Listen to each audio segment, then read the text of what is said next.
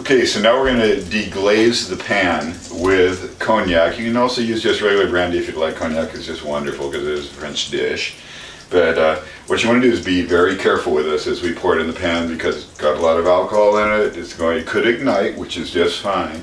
What we want to do is scrape up all the brown bits here. So here's how we do this. Okay. I'm going to open this up.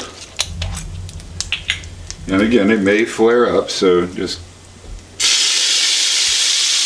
about a quarter of a cup of this.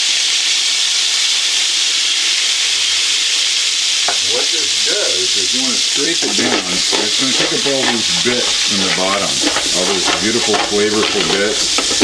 You can use either a spatula, or you can go ahead and use a spoon. And all of this will come up nicely. And don't worry about it, all the alcohol is going to burn off, but brandy or cognac has such a great flavor to it. Now this is another depth of flavor element, and look at all that come right up.